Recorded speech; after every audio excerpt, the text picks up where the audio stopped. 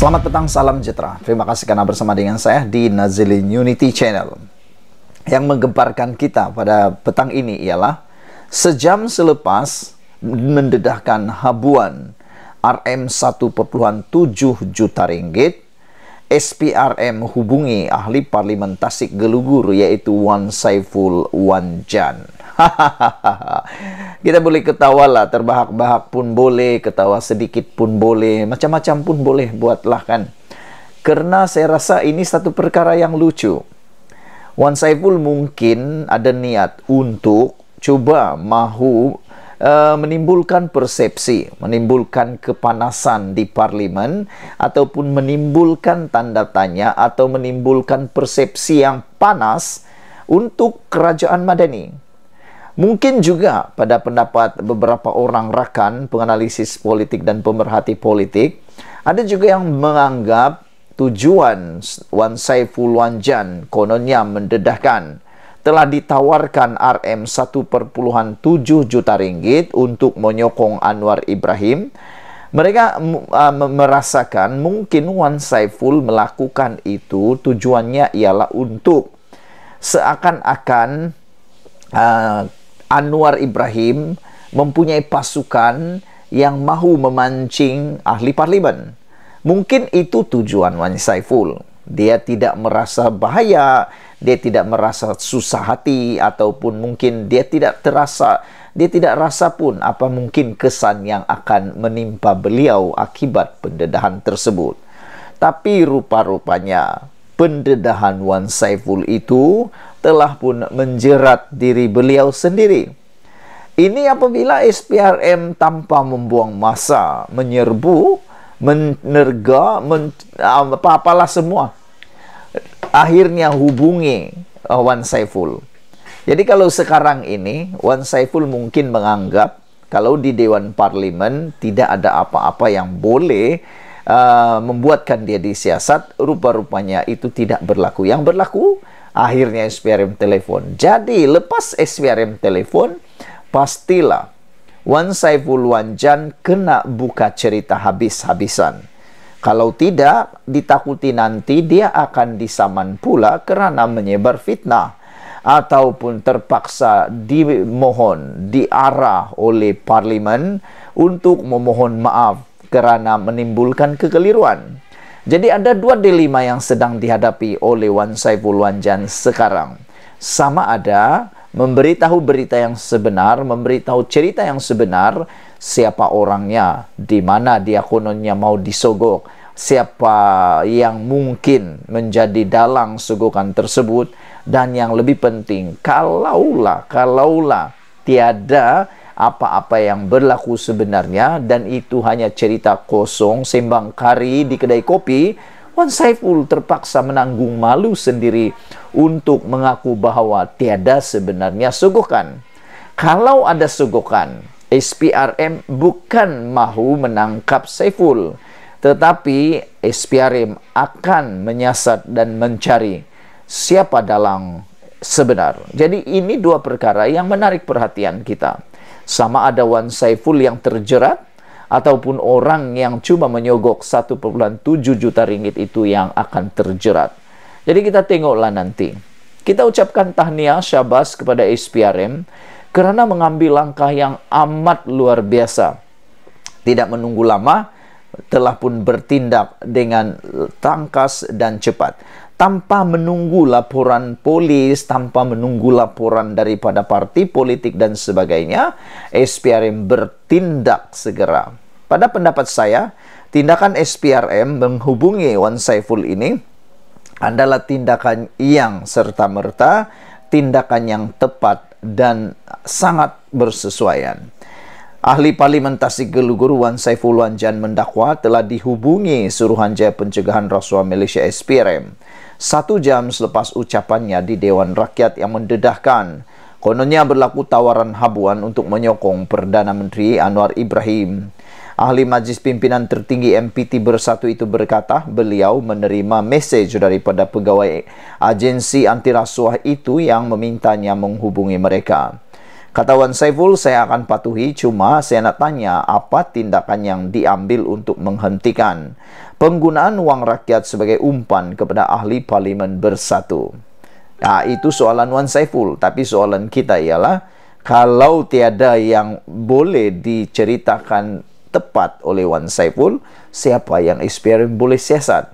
Adakah Wan Saiful sendiri yang terjerat leher sendiri dan pula didakwa memfitnah atau cerita yang mengelirukan? Karena kita tahu dalam Dewan Parlimen, musuh yang nombor satu di Parlimen adalah bercerita tentang perkara yang mengelirukan kerana ia telah melanggar peraturan mesyuarat di Parlimen. Kata Wan Saiful, bukankah lebih baik jika wang itu digunakan untuk kebajikan rakyat? Wah, champion pula kan, pandai pula dia menggunakan kata-kata tersebut. Petang tadi kita digemparkan dengan berita 3 orang hakim bersetuju untuk mengembalikan semula kes Muhyiddin Yassin untuk salah guna kuasa melibatkan Jana Wibawa. Dalam penghakiman tersebut, 3 hakim sebulat suara mengembalikan semula kes tersebut untuk dibicarakan sekali lagi. Rayuan Muhyiddin akhirnya rayuan pendakwaan diluluskan. Dengan kata lain, pembebasan Muhyiddin yang ada sebelum ini telah pun dibatalkan oleh Mahkamah Rayuan. Berbalik kepada cerita sebentar tadi, terdahulu Wan Saiful dalam perbahasan Tita Diraja di Dewan Rakyat mendedahkan beliau ditawar habuan 1.7 juta untuk kawasan parlimen yang diwakilinya kononnya untuk menyokong Anwar Ibrahim. Yang menjadi kepelikan kepada kita semua ialah, kenapa Wan Saiful Wanjan pula yang dicari? Kononnya ada broker tersebut. Kenapa Wan Saiful Wanjan? Walhal tiada kepentingan langsung untuk Wan Saiful Wanjan dipancing. Jauh lebih daripada itu, sejauh mana bodohnya broker itu sehingga dia mau pancing Wan Saiful Wanjan pula. Yang sedangkan Wan Saiful Wanjan ini adalah antara orang paling tegar, setia, menyokong Muhyiddin Yassin, menyokong Perikatan Nasional. Jadi tidaklah wajar dan agak dalam tanda petik agaklah bodoh kalau pergi memancing orang yang tiada langsung harapan untuk boleh dipancing. Daripada memancing yang tiada harapan, lebih baik pancing yang ada harapan. Lebih kurang macam begitulah.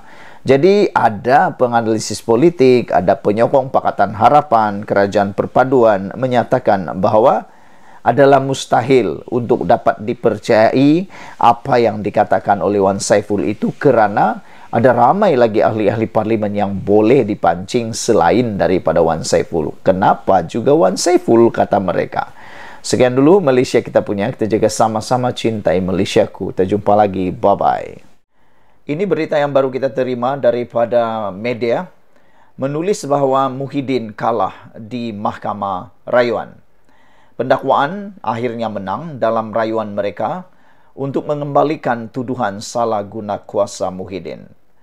Baru-baru ini kita ketahui bahawa Muhyiddin seakan-akan telah menang apabila beliau dibebaskan daripada pertuduhan 4. Pertuduhan yang dikaitkan dengan salah guna kuasa berkait dengan Jana Wibawa. Tetapi tidak lama akhirnya pendakwaan menang rayuan dan Mahkamah Rayuan mengembalikan semula tuduhan salah guna kuasa Muhyiddin. Kalau sebelum ini dah mula dicanang oleh para penyokong Perikatan Nasional mengatakan bahawa Muhyiddin didakwa dengan tanpa ada asas kerana telah dilepaskan, maka hari ini kita akan mendengar pula apa komen daripada netizen berkait dengan isu Muhyiddin dikembalikan semula tuduhan salah guna kuasa tersebut. Mahkamah Rayuan hari ini telah memutuskan dengan sebulat suara. Bukan 2 lawan 1, tetapi sebulat suara. Ketiga-tiga hakim telah mengambil keputusan bahawa memang pertuduhan terhadap Muhyiddin tidak ada kecacatan dan jelas.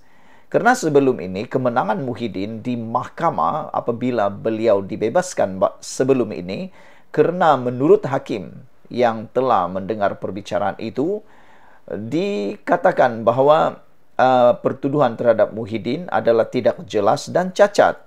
Namun demikian, keputusan Mahkamah Rayuan hari ini jelas 3-0.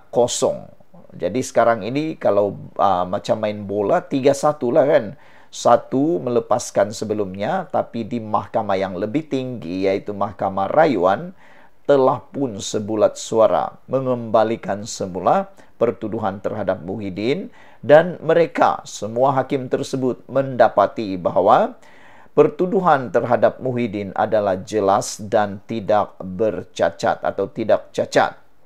Mahkamah Rayuan hari ini sah mengembalikan semula 4 pertuduhan salah guna kuasa ke atas bekas Perdana Menteri Muhyiddin Yassin kerana menerima rasuah berjumlah 232.5 juta untuk bersatu yang sebelum ini ditolak Mahkamah Tinggi. Jadi selepas ini, selepas Mahkamah Rayuan, hanya ada satu lagi mahkamah yang boleh membantu Muhyiddin atau boleh dirujuk oleh Muhyiddin, yaitu Mahkamah Persekutuan. Di Mahkamah Persekutuan nanti akan ada 5 hakim yang akan menghadap atau dihadap oleh Muhyiddin. Sejauh mana Muhyiddin boleh lepas di Mahkamah Persekutuan, kita pun tidak tahu. Tetapi setakat ini, Muhyiddin telah kalah dengan kiraan 3-1. Satu di Mahkamah Tinggi melepaskan. Tapi hakim di Mahkamah Rayuan yang lebih tinggi telah mengembalikan semula kes tersebut. Penghakiman dibuat sebulat suara itu.